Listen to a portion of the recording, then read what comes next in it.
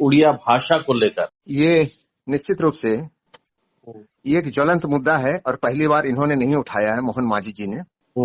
ये सदैव उठता रहा है। झारखंड फॉर्मेशन के समय में भी उड़ीसा सरकार ने एक रेजोल्यूशन पारित किया था कि सरायकेला खरसावां मेरा है, मेरा दे दीजिए। अगर मैं ये बात करूं, ये 1948 की बात है। सरायकेला एक जिला रहा उड़ीसा का, राजस्व जिला रहा 13वां नंबर का। ये तो रही आजाद भारत की। 1936 की बात, जब स्वतंत्र उत्कल प्रदेश बना तो उस समय भी सिंहभूम उड़ीसा का ही हिस्सा था। 1934 में मधु बाबू गुजर गए थे, जिन्होंने कई एक बार इसको गोलमेज सम्मेलन में उठाया था और पूरे केवल ही सिंहभूम ही नहीं, उधर मिदनापुर, आपको क्या कहते हैं खड़गपुर, इधर बिलासपुर, ये छत्तीसगढ़ का हिस्सा, उधर पश्चिम का हिस्सा, एक बृहद उड़ीसा हुआ करता था।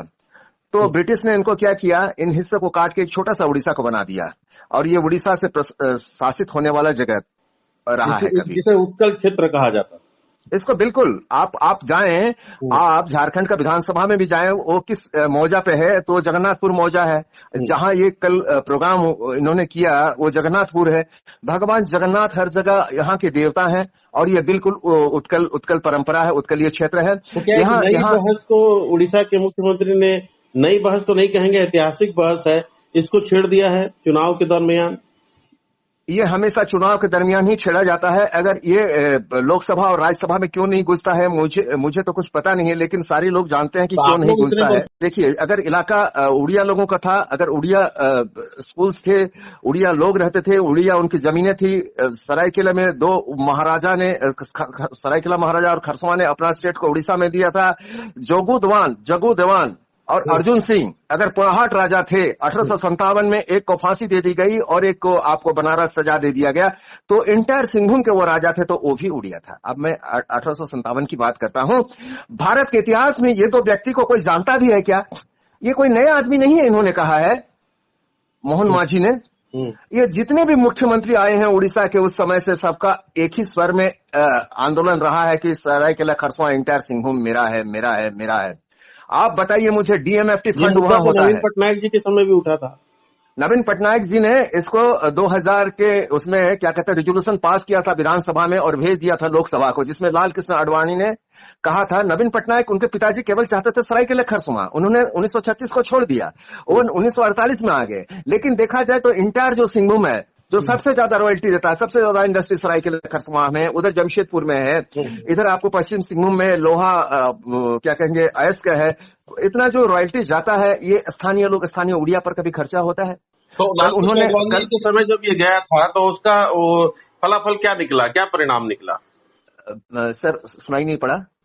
जो नवीन पटनायक जी ने जो रेजोल्यूशन पास करके तत्कालीन गृह मंत्री लालकृष्ण आडवाणी जी प्रधानमंत्री के पास भेजा था, तो उसका फलाफल क्या निकला, क्या आउटपुट आया? उसमें आडवाणी जी न्यूट्रल हो गए, मतलब होके उन्होंने कहा कि सरायकेला खरसावां जहां भी रहेगा दोनों सरकारें देखेगी। 2 बार इनकी विधानसभा की टीमें आई, मैं भी उस विधानसभा की टीम में एक मंच में रहा। एक बार तो अध्यक्ष थे आपको क्या कहते हैं शरदकर जी, दूसरे में वो महांती जी। तो इन्होंने आया और देखा, उसके बाद ये लोग नहीं आए। तो दोनों सरकार देखेंगी तो जाहिर सी बात है कि उड़िया की पढ़ाई, उड़िया के स्कूल हो जाएगा। और सबसे बड़ी बात है कि उड़िया की आर्थिक स्थिति, इस मुख्यमंत्री ने एक सबसे बड़ी बात कही है कि यहाँ देश का सर्वाधिक कम मतलब पर कैपिटा इनकम किसानों की है। मैं बात करूं अगर पर कैपिटा इनकम उड़िया लोगों की, तो कहां गया? डीएमएफटी फंड पड़ा हुआ है चाईबासा में, उसका क्या यूज हो रहा है सब जानते हैं। क्या उड़िया लोगों पर एक पैसा खर्चा होता है? श्रीमान मधु कोड़ा जी पूर्व मुख्यमंत्री, उन्होंने भी जाना है, वो इस विभाग को स्वयं रखते थे। तो उड़िया स्कूल में कहां जाता है डीएमएफटी फंड? अगर 80% उड़िया लोग वहां रहते हैं, ये कहना है उड़ीसा के मुख्यमंत्री का, तो वो फंड कहां जाता है? यहाँ के मूल निवासी उड़िया है, उनको 1 पैसा तक नहीं जाता। ये तो सबसे बड़ा राष्ट्रीय मुद्दा हो सकता है। मुद्दा क्या है, अभी की स्थिति क्या है? देखिए बॉस, अगर अभी की स्थिति है, थोड़ा इतिहास आपको जाना होगा। महाराजा हरि सिंह, समय अभाव है हमारे चैनल का, थोड़ा संक्षेप में आप बता दें। संक्षेप में मैं ही कहूंगा कि इनकी आर्थिक स्थिति, इनकी सामाजिक स्थिति, इनकी राजनीतिक स्थिति है। आप वहां क्या कहते हैं सिंहभूम से आप 2 एंग्लो इंडियन, सॉरी रांची से 2 एंग्लो इंडियन को आप विधानसभा में दीजिएगा, किसी उड़िया को दिए हैं कभी रिजर्व सीट दिए हैं? तो इस पैकेज को रखना क्या है भाई झारखंड सरकार के अंदर में? इसको तो वापस कर देना चाहिए। वो आंदोलन जायज है, सही है, संवैधानिक शोषण हो रहा है उनका, जो अधिकार है उनका, अधिकारों का शोषण कर रहे हैं ये लोग। ये मुद्दा तो सीधे सीधे सुप्रीम कोर्ट का है। में बातें उठाई जाती हैं, इसमें वोट के लिए उठाई जाती है, वोट के लिए उठाई जाती है, वोट के लिए उठाई जाती है, क्योंकि जो उड़िया लोग हैं अच्छे वोटर हैं, इसके अलावा और कुछ नहीं है। अगर यही बात होता तो 1 साल में तो इनको दे देना चाहिए था। उन्होंने कहा कल कि अर्जुन मुंडा ने 2011 में उड़िया भाषा को यहाँ का भाषा घोषित किया, राजभाषा घोषित किया।